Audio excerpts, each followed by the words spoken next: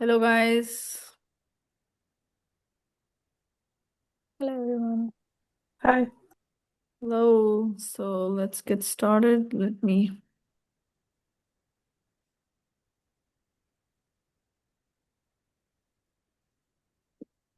Hmm.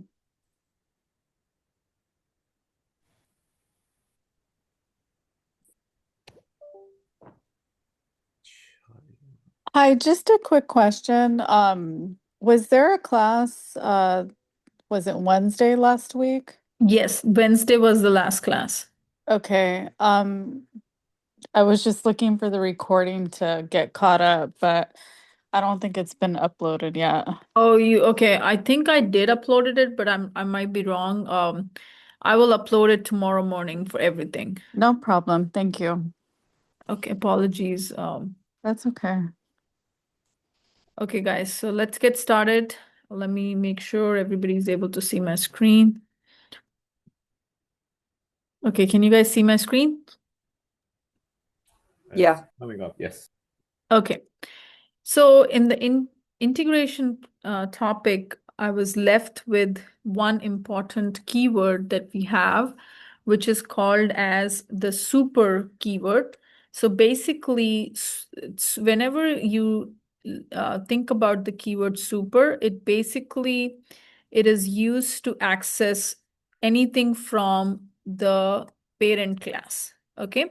So if you just say automatically what happens is in constructors, if you have a child class and a parent class, okay, so if there is a parent class and there is a child class, and if the parent class has a constructor and if the child class has a constructor, automatically when you create an object of the child class, the constructor gets called.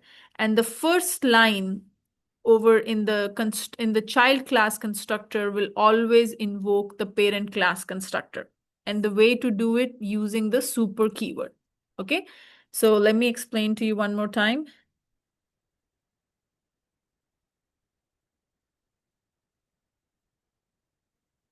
Okay, so if you have a parent class, okay, and in the parent class, if you have a constructor and you have a child class which inherits from the parent class, then what happens is the first line in the constructor of the child class will be to invoke the parent class constructor. So assume there is a line called as super.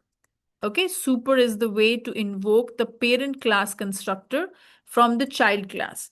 Now, if you want to invoke a parent class method, you can do it using the keyword super again. And super dot of the method name, you can call the parent class method as well using the keyword super. So the super keyword is used to refer to the parent class, also called as the superclass, from within a child class. So if you want to call a parent class constructor, or if you want to call a parent class method, in that case, you can basically use this super keyword. Okay? When a child class extends a parent class, the parent constructor doesn't automatically run unless you call using super. So in this case, if you see here, this is your parent class. Okay, vehicle is the parent class, and inside of this, you have created a constructor called public vehicle. And this is your child class, which is a car, which extends from this vehicle class, and there is a constructor. Okay, so if you want to call the parent class constructor, this is how you will call it. You will use the super keyword, and if that constructor is expecting one parameter, you will pass the parameter. And always remember, super should be always the first line in the case of the constructor. You cannot put it in the second line or the third line. Should be always the first line inside of the constructor. So this is how you will call the parent class constructor, by using the super keyword. Okay, so let me go ahead and do this example and we'll take a look at what will be the output. So there is a class I'm creating, a simple vehicle class, and inside of this,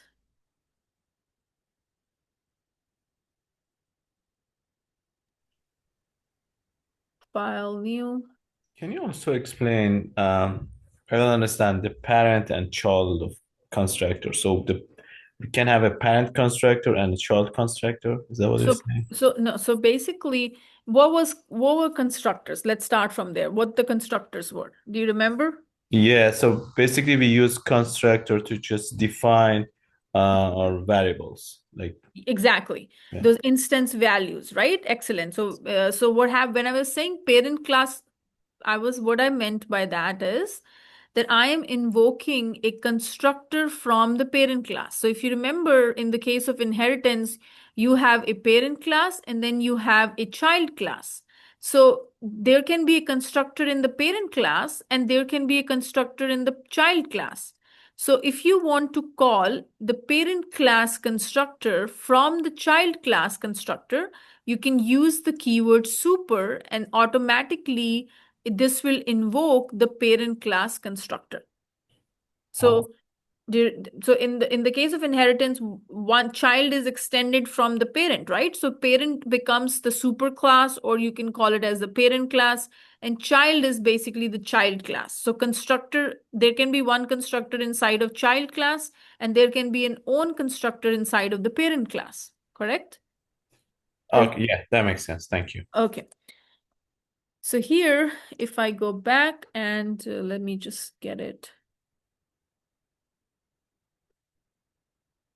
Okay, so this is a parent constructor. So now tell me, um,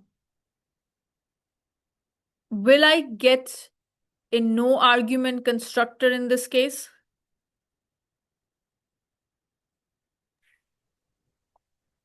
No, No, you defined that. because you called it the constructor and you Very passed good. brand name too. So if I have already created my own constructor, I won't get the default no argument constructor. If I don't have constructor of my own, then only I will get the constructor, the default argument constructor. Okay.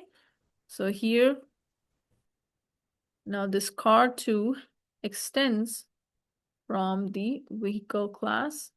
And another thing is I need to make this virtual and so that I can extend here and automatically inside of this.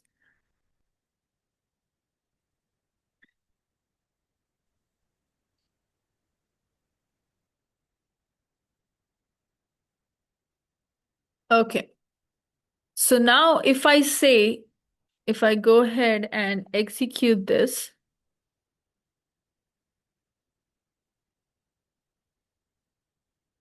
okay, what's going to happen in this case?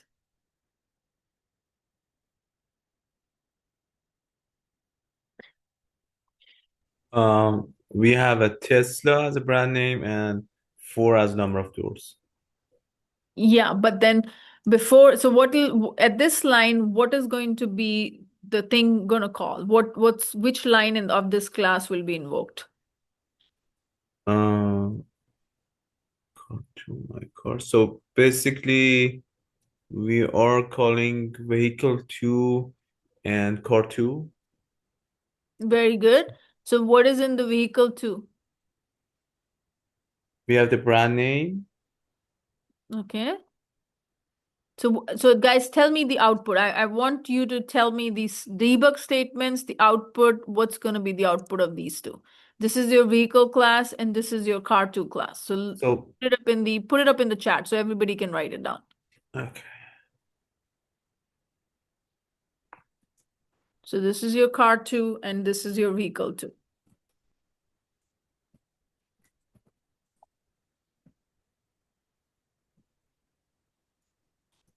Can you open the other one too? Yeah.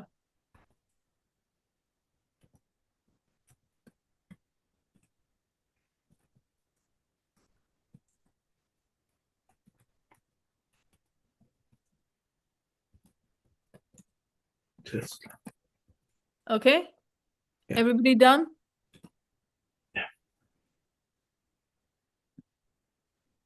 So guys, here, if you see car2, my car is equals to new of car2, in this case, it will invoke the constructor of the car2.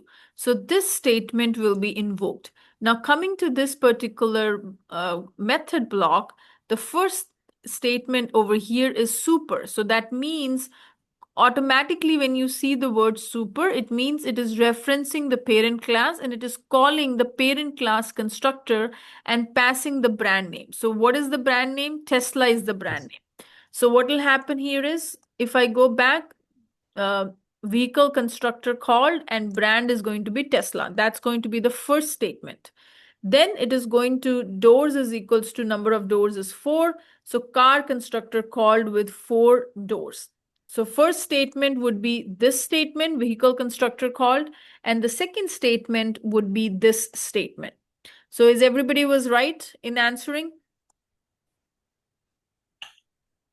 I wasn't right in orders, but I got both systems. No, so you have to always remember the order because first the vehicle, this class constructor would be called, and then because you're calling super. And if I try to, one thing, if I go and execute it, you will see the parent class constructor is called, and then the child class constructor is called.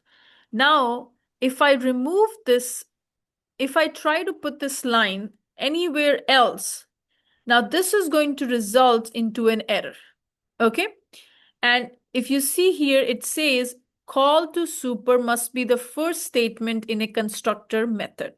So anytime you are using the super, you're calling the super class constructor, that should be always the first statement in the constructor method. Okay. So I have to put it. Now, if I don't put it, what will be the output of this program?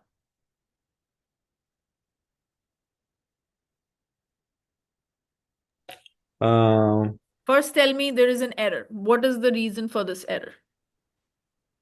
We need to pass the vehicle name, if I'm not mistaken, the brand name.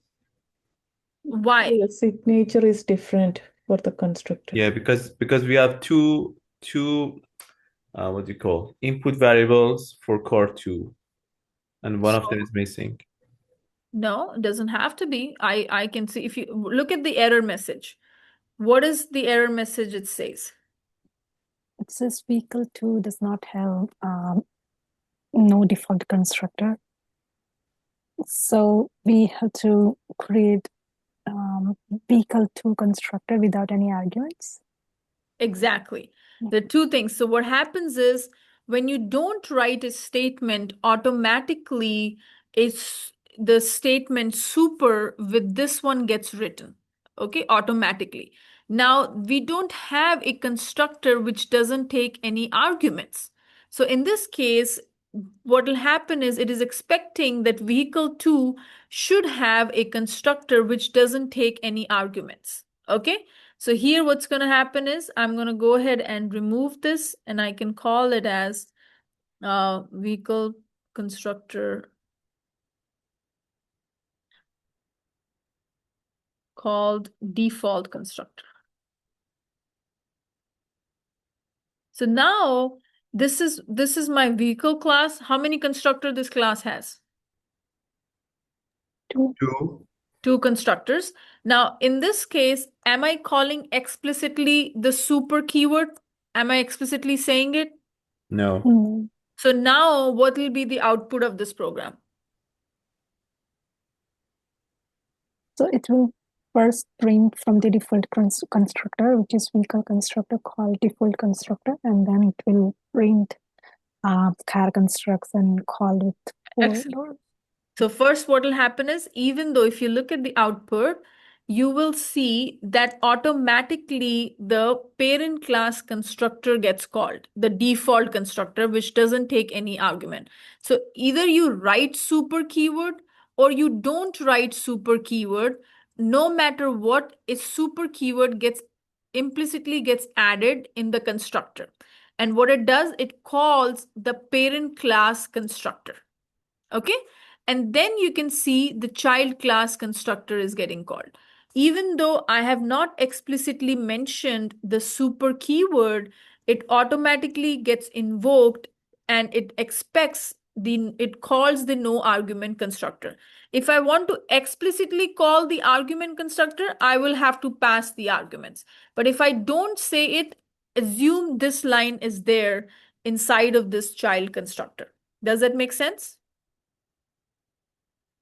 Yeah, makes sense. And always the parent class called first, right?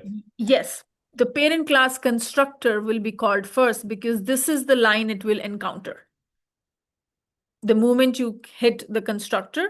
So first what will happen is moment you invoke the constructor of the child class. So how does the child class constructor gets invoked? This is when you create the object of the class, right?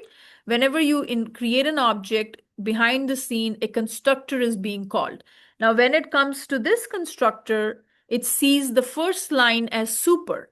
So when it sees the super, it means it is invoking the parent class constructor. So it will invoke this constructor out of these two. And then it will go ahead and invoke this line, which is your car constructor called. So even if I don't mention it explicitly, automatically it is going to have the first would be the parent class and then the child class constructor. Is everybody clear? Yes. Yes, thanks. Okay.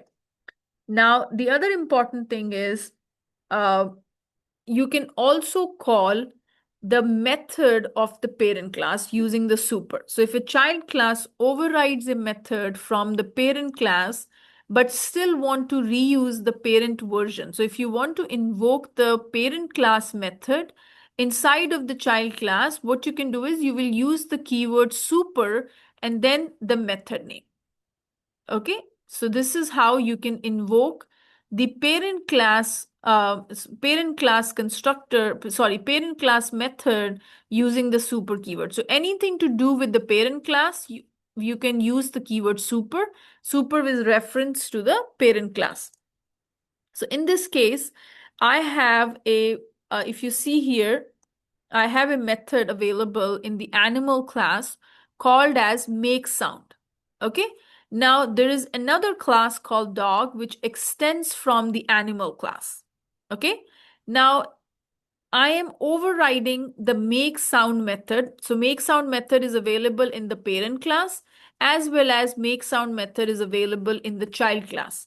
Now, if I want to call the parent class method make sound first, how can I do that? I can use the keyword super dot of make sound. It will invoke the parent class method and then you can invoke your own child class statements. Okay, so anytime you have to invoke the parent class method, you can use super dot of method name and then whatever the method is expecting those parameters, you can pass it.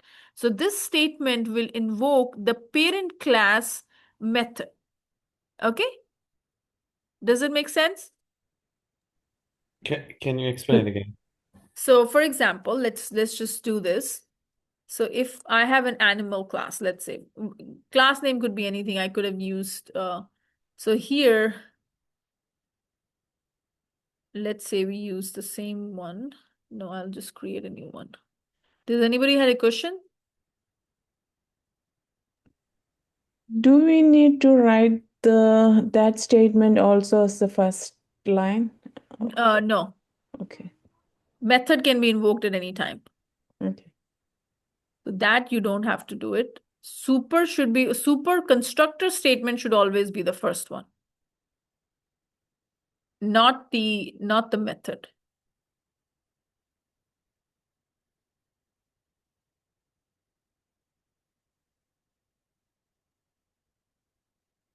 Okay. So first of all, tell me what is method overriding, somebody.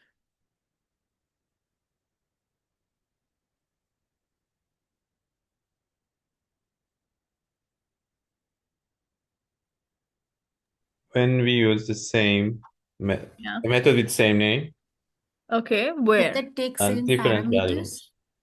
same number of parameters, that is called method Not same overriding. number of variables, different variables. No. Come back again. There are two things. Remember I told you method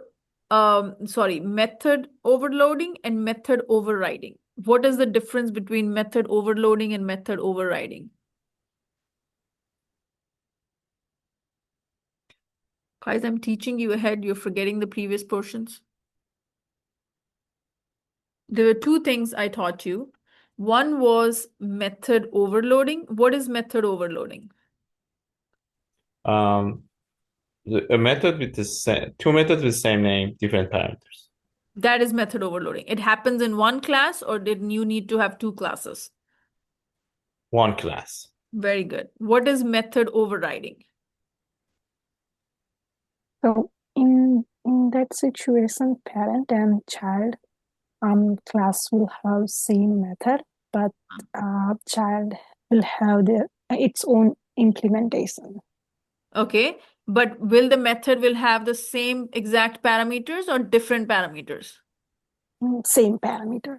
Very good. So method overriding happens when there is a parent class, it has a method, and there is a child class, it also has the same method with the same list of everything.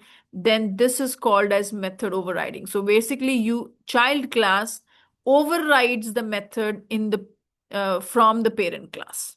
Okay, so in this example, you have a method so you have an animal class. It has a method called make sound, which doesn't take any parameters. Okay, so that is the method available in the animal class. Now, child class also has the same method with the same name, make sound. So basically, this is called as method overriding.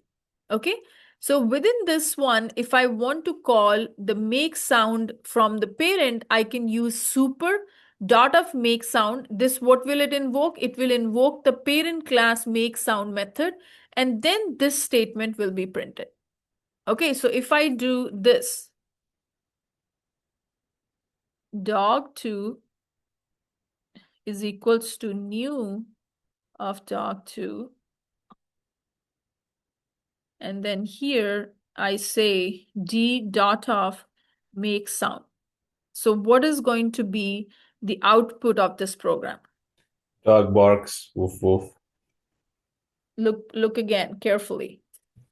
It will first print debug statement from animal2 method. It's some generic animal sound, and then it will print debug statement from dog2 class, which is dog back to woof woof. Very good. So first what will happen is the first statement is super. So super will call the make sound from the make sound method from the parent class. And then it is going to print this statement. So if you see here, when I call, since it's calling the parent class, that's why it will be called. Now, if I move it over here, then will the order changes? Is it gonna work? Because super should be the first. Super constructor should be always the first. Not here you are invoking a method. You can have multiple methods inside of the animal class, and you can invoke each of those methods. So super with the method doesn't have to be the first statement. When you are invoking the parent class constructor, this super should be always the first statement when you're invoking the constructor. Here we are not invoking the constructor, we are invoking the method. Gotcha. But Okay. so for this one, the system debug should be switch. Like the first one will be dog barks, woof woof, and then the parent class system debug. Exactly. So in this case, what will happen is first the child class and then the parent class would be called. So here you will see, so this is your child class and this is your parent class. Okay, now if I do something like this,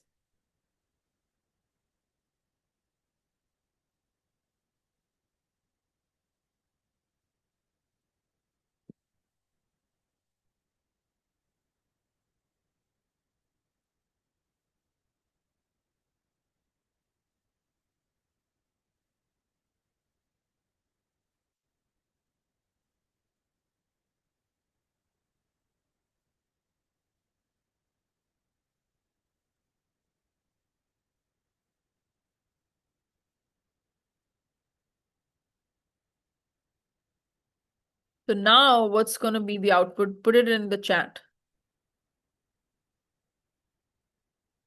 This is what I'm calling.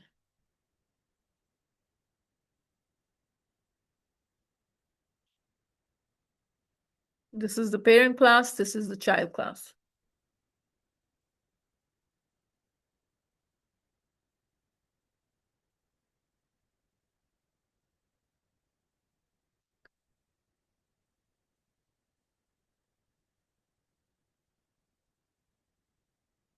Okay.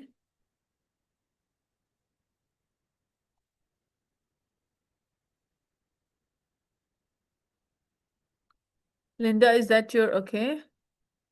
No, I didn't finish it. Okay. Let me see. Okay, look at the animal class one more time. So first of all, at which statement the constructor will be called?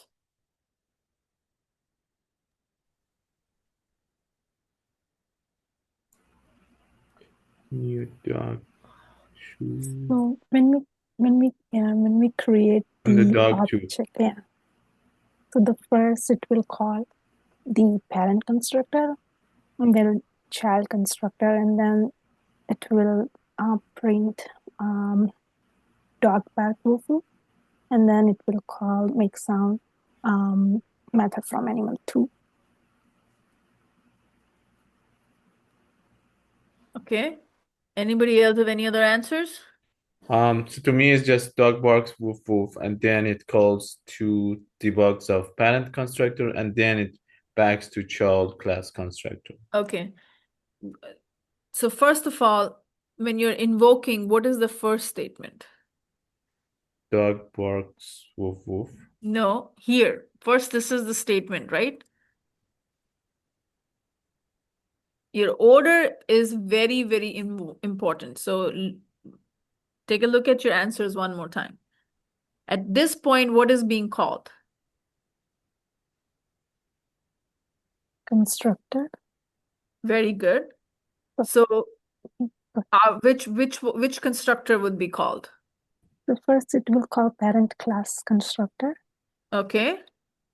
So it will print parent class constructor, and then it will print dog2 constructor, just Very child good. class constructor.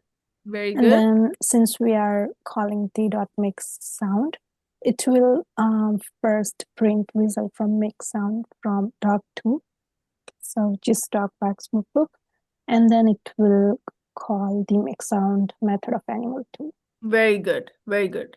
So who didn't give the right answer? So if see here, see, in this case, first statement is, that's why I gave you this. First statement is a constructor statement, right?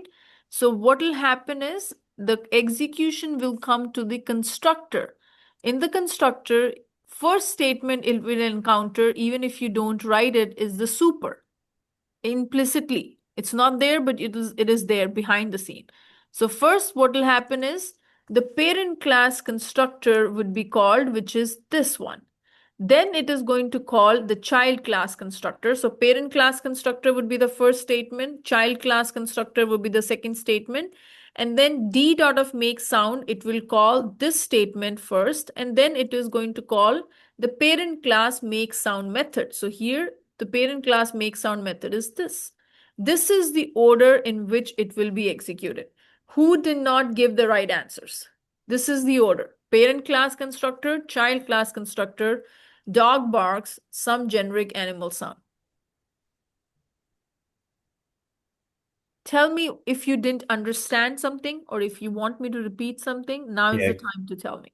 Can you repeat that? I believe I got it, but if you repeat it, that would be great. Okay. So basically, when you write this statement, dog D is equals to new dog, this is when an object is being created. And when object is being created, constructor gets called. So this is the first statement that it is going to be called, dog2, constructor. But if I told you, if you write it or don't write it explicitly, you will always have this statement super, okay, as the first line. So when the super is the first line, even if either you write it or you don't write it, you always have it. What are you finishing? Done. Oh, Okay, so what will happen in this case is even if you write it or even if you don't write it, super is the first statement in the constructor. So this will invoke the parent class constructor. So which is the parent class constructor? This is the parent class constructor.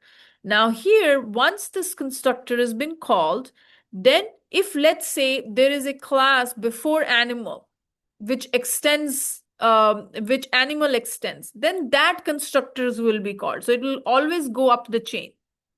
Okay, so then the dogs to make sound method is being called. So this is the one the flow will come to.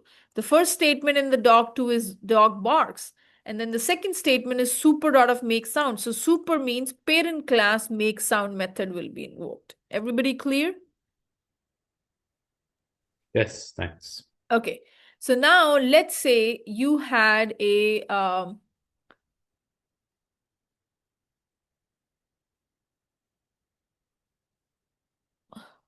okay.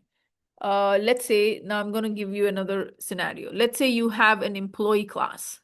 Okay, an employee, there is an employee class, then there is a federal employee class. Okay, and this federal employee extends from employee.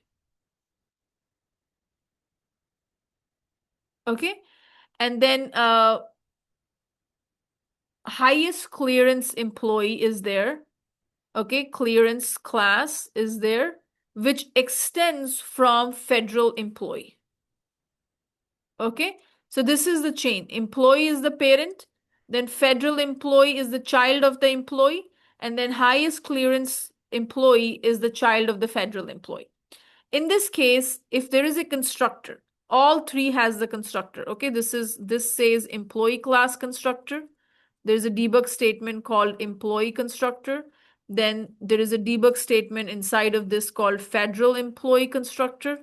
And here, if I go ahead and there is a highest clearance employee constructor. Okay, each one has a constructor. Now, if I create an object of this class, what is going to be the output? If I create an object of this class, I'm not invoking any method, nothing. When I invoke this object, what all will be printed? This is a debug statement, this is a debug statement, and this is a debug statement. And these are all written inside of a constructor. What will happen in this case? first it will print debug statement from employee constructor, then federal constructor, and then highest clearance constructor. Okay. What else? Anybody other answers? No. Everybody agrees to this answer? Yeah. Yes. Very good. So first what will happen is the super is there in this. This will invoke this super class, and this will also has a super keyword, so which will invoke this class. So this will basically, first this will be the statement that will be printed, then this statement will be printed, and then this third statement will be printed. Even if you explicitly write super or you don't write super, doesn't matter. Okay? Now let's go What to the if in next. that case, Deepika, if there is super or federal employee, then instead of the parent, it will call the employee, and then Okay, come back again with your question. What was the question? instead of explicitly is the super one existing, we explicitly mentioned like super dot federal employee constructor, if we call. Even if you call super dot of federal employee, it goes to super dot of federal employee, but the first statement it will encounter in the federal employee is super. So then it will Of the call the employee. parent class. Okay.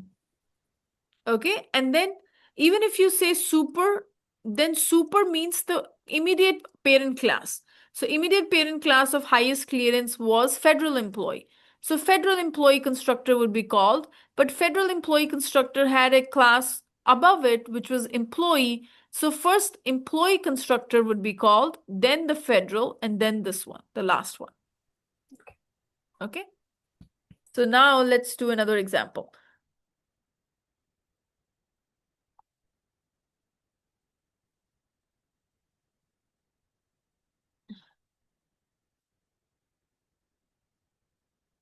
Okay, payment.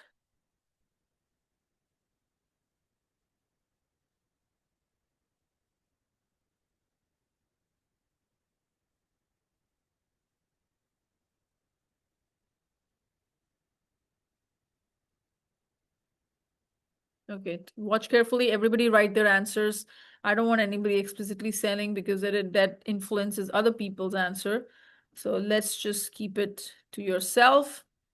And here.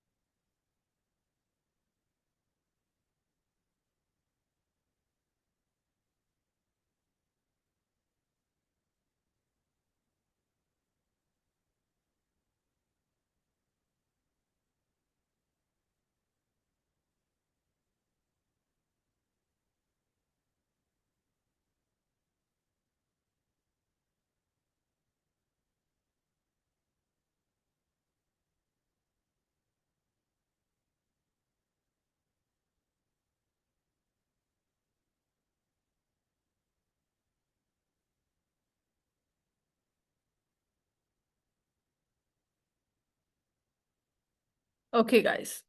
What's going to be the output of this program? Everybody write down in their thing.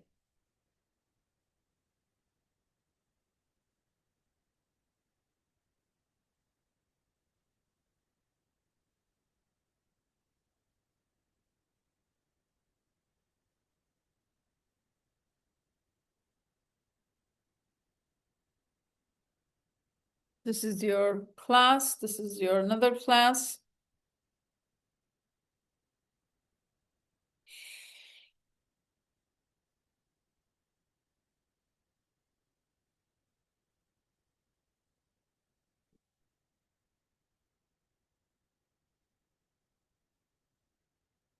Has everybody written their answers? Let's see.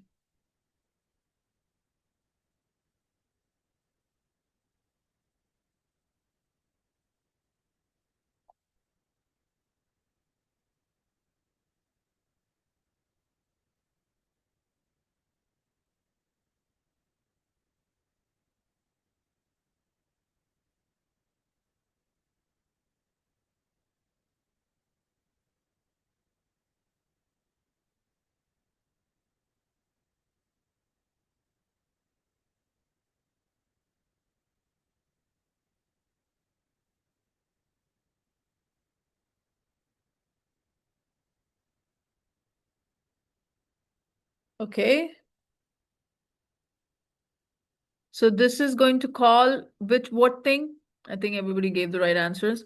This is going to call what is it going to invoke? It is going to invoke the child class constructor. Now, in the child class constructor, the first statement it encounters is super. That means it will call the parent class constructor. So the first line which it will print is going to be payment-based constructor. Then it is going to print credit card payment constructor. So first the parent class constructor, then this one. Now you're saying process payment. So it will invoke super dot of process payment. So it will call the generic payment processing first because super means parent class process payment method. And then it is invoking the credit card payment processed successfully. So this is going to be the output. Who gave the right answers?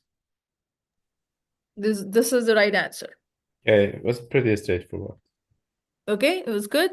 Yeah. Okay. Now, guys, let's talk about another very important topic is exceptions. Any questions before we wrap up inheritance?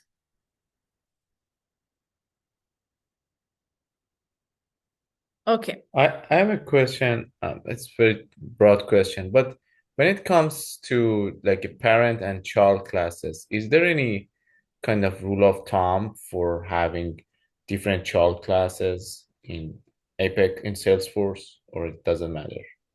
Okay, that's a very important question.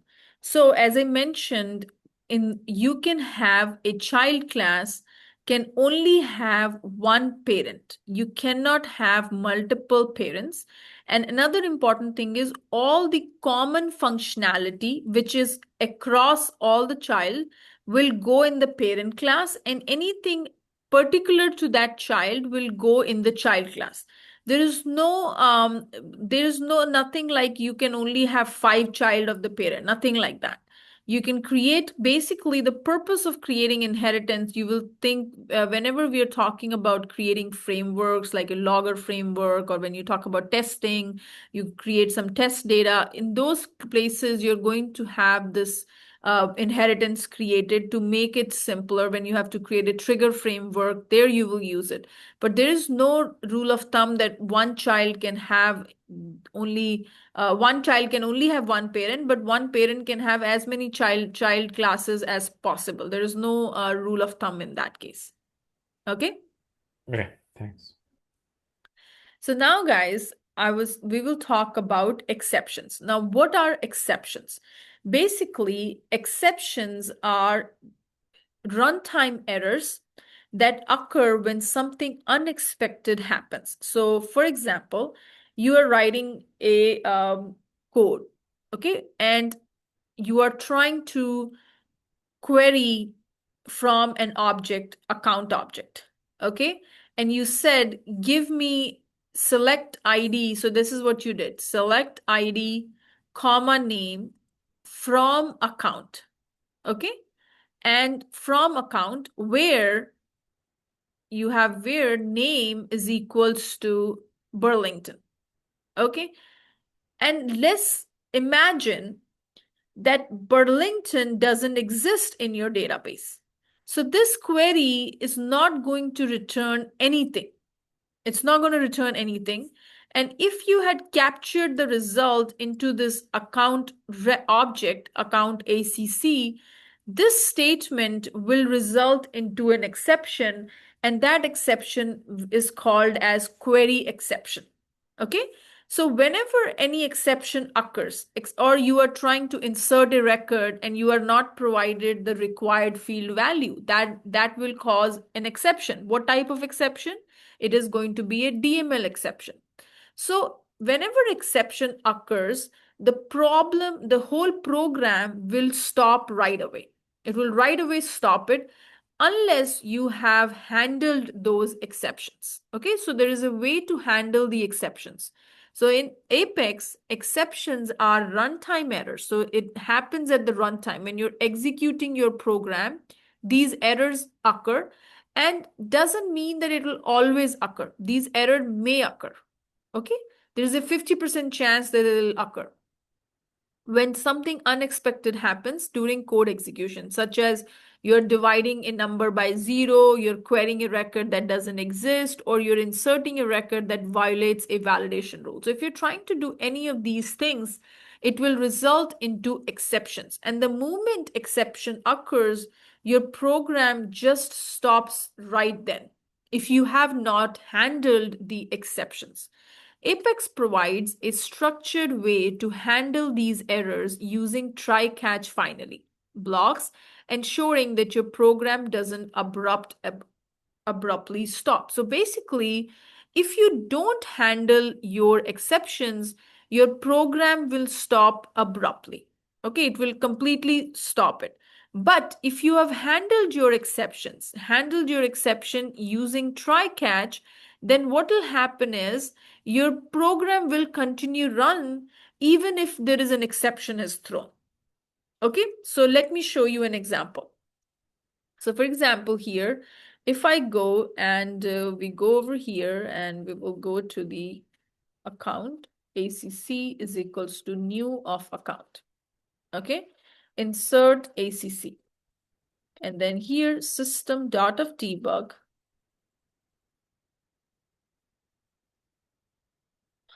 account inserted successfully.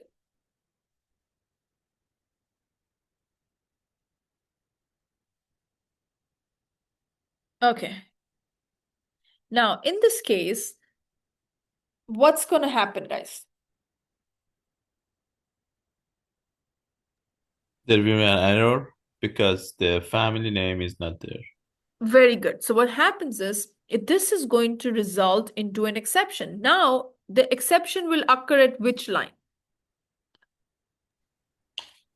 Insert. Insert at line number 2, right? So even though an exception has occurred at this line, is there a problem with this line? No. No. Even though there is no problem with this statement, it won't execute because an exception has occurred and you have not handled that exception. Okay. So if I try to execute this, wait a minute, what happened here first of all? Okay, so you can see here DML exception. So what is the name of the exception? DML. And there are different types of exceptions. Okay, these are called system defined exceptions. System.of.DML exception. Insert failed and it tells you required field is missing. And it basically completely abruptly ended your program. You couldn't even execute anything. Even though this statement was fine, it won't get executed. But if you had written this code in a try block, okay, if you had written this piece of code in a try catch, because this is the statement which is causing the exception, okay, and you have said catch it, and you have said exception E.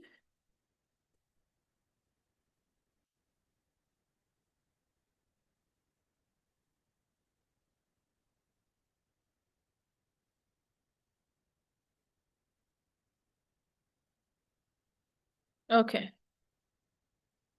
So now in this case, what's happening is, you know that this piece of code can result into an exception. Okay, this is resulting into an exception. When an exception is thrown, if you have handle the exception means you have created a try catch around it.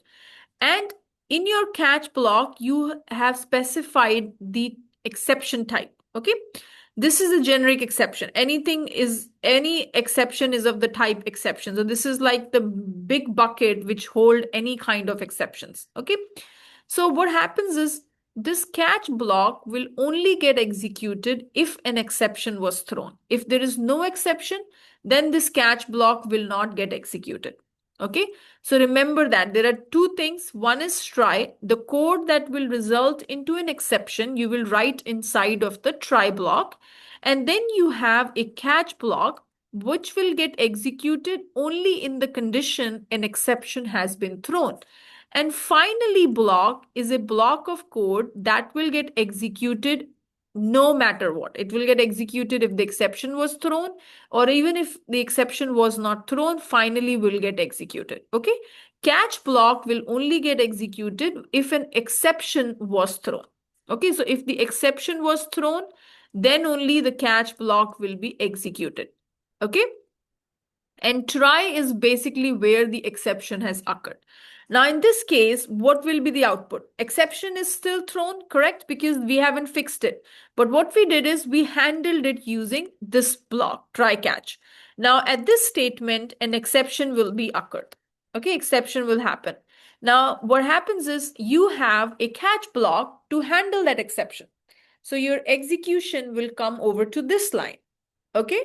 And then it will go ahead and say exception occurred, print the error message, but it will still print this line. So it will still continue with the execution of rest of the program, even if the exception has occurred, because you have handled the exception using try catch.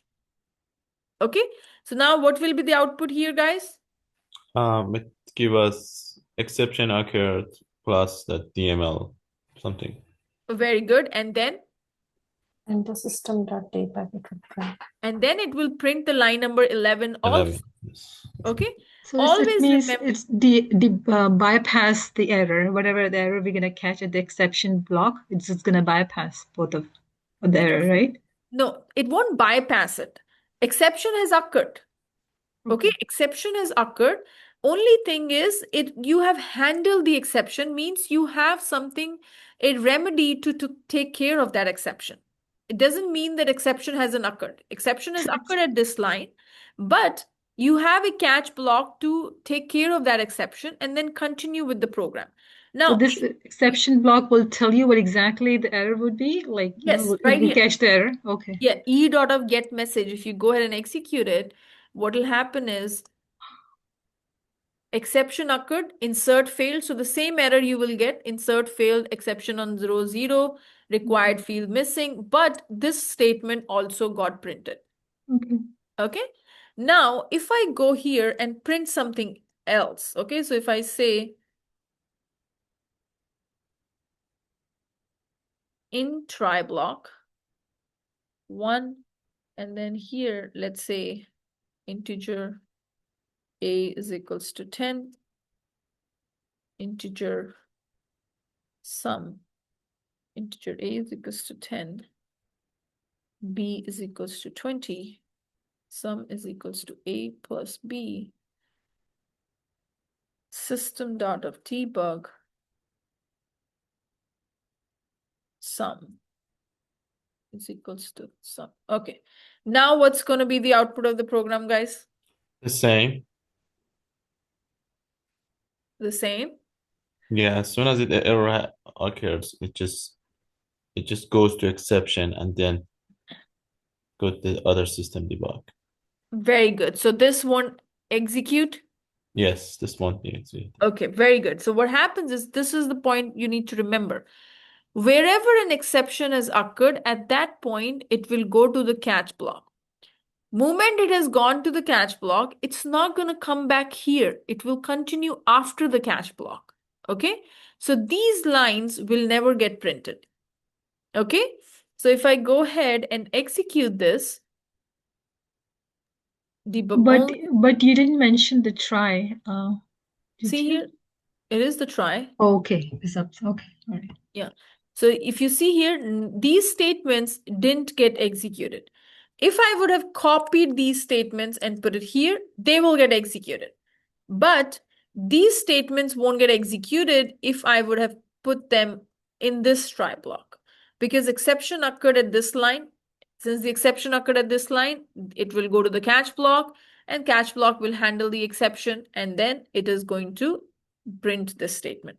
Now, what is the type of the exception that has occurred? DML. DML. So now if I put here query exception, will this catch block get executed? No. No. Because it is throwing a DML exception, you need a catch block of the type DML exception or of the type exception. In this case, have you handled the exception? No. No. No. So what is going to be the output of the program? It's gonna throw us an error. Very good. Exception DML. Right away, it will throw an error because you have not handled it. There is no particular catch block which is basically being caught that kind of exception. So it will catch all the try all the DML exception, like insert, update, absurd. Yeah, DML update. except this one is all query of them. exception. Okay. Query exception means if you're trying to retrieve a record and that record doesn't exist and you're trying to put it into an account variable, then that is the query exception. This code is resulting into DML exception. It can be write DML and a query side by side, like one by one, or so you can say in the now same in this code. case, no, you can't say catch except query exception or DML. No, you can say catch, and then here you can say another block called DML exception. So you have to You block, can have another multiple. You can block. have multiple catch blocks. Okay. Now in this case, have you handled the exception? Yes. This is query second one. exception. Very good. So what Yes. will be what is going to be the output of this program? So it's gonna be yeah. It's gonna be the DML exception occurred Huh? plus the error message, and then account inserted successfully. Very good. Everybody agrees to that? I only see 2-3 people talking in the class. What's going on with the rest of you guys? I have a question. So Yeah. we use try and catch block to just handle the exceptions. So generally using try and catch and a lot of debugs, could that lead to just kind of slowing the code in terms of bulkification and just compiling, or doesn't matter? The debug statement does matter. You shouldn't be putting everywhere debug statement, especially in production. You should have loggers to log your code, not debug statements. What Okay, but in the lower environments, when you are debugging, it's okay to put a debug statement just to see what's going on. when you talk about loggers, what do you mean by So loggers? there is a what do you call a special, you will, when you work in the real world, they will have these frameworks built to log your messages.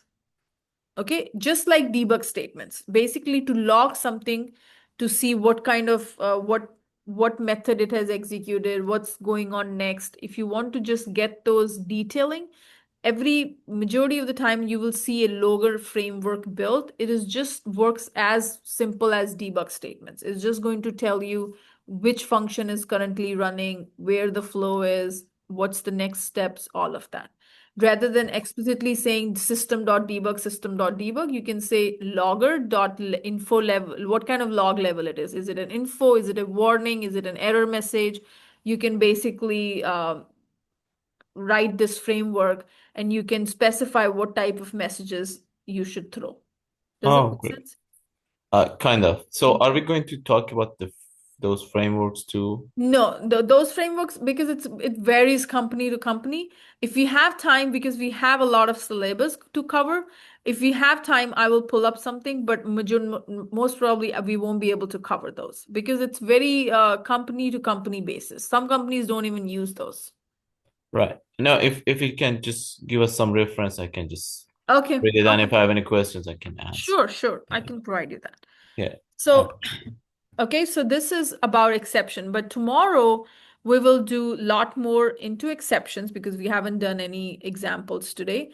But another important point is finally. So the finally block will always get executed no matter an exception has occurred or not. So if I say finally here and there's no brackets, and if I say system.debug, finally block. Now, in this case, if I would have done name is equals to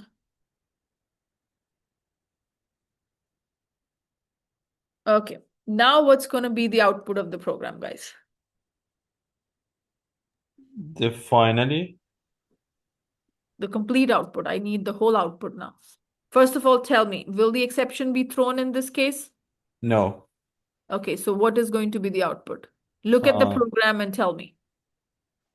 so if you scroll down, what So is well, the one? It's the really count will be being inserted because it inserted. has a field name Jenna, Huh? and then it will print out in one try block 1, Very good. and then it's gonna add sum, or Very sorry, good. which is a plus b, which is 10 plus 20, which is 30. Hmm. And then it's gonna go to the funnel block and Hmm. says that account inserted successfully. What about the finally? What about the catch? It's not gonna. It's not gonna, because it's not gonna throw an error because there's already inserted. It's not gonna catch any error. But So catch The won't finally get catch is block. not executed. going to run, but finally will be. Finally, it's gonna run. Yeah. Finally is going to run. So Run, the yes. catch block won't run. This Won't won't run. run. Yeah. This runs Finally, and and the this last one is runs. gonna run. Yes. Okay, so finally will run no matter exception has occurred or it hasn't occurred. Okay, so in any of these scenarios, it will basically, you can say in try block 1, sum is 30, finally block, account inserted successfully. Okay. So that is it for today's tutorial. Tomorrow morning, I will be sending you, what do you call, today's, we don't have any assignment because I'll send you after the exception class, because then I'll give you an assignment on exceptions. And how many of you were able to do the file reader assignment? The CSV one? The CSV one, correct? I tried it, but I'm not able to pull the entire thing without Okay. help. Okay. That's fine. That's fine. So tomorrow after the exception, we will do the solution for that. Perfect. Okay. So that way everybody is clear. And I'm going to see you in tomorrow's class. Any questions before we wind up? No, thank you. Thank you guys. Appreciate it. Have a good night. Have a Thank good you. night. Have a good Bye. night. Thank you. Thanks.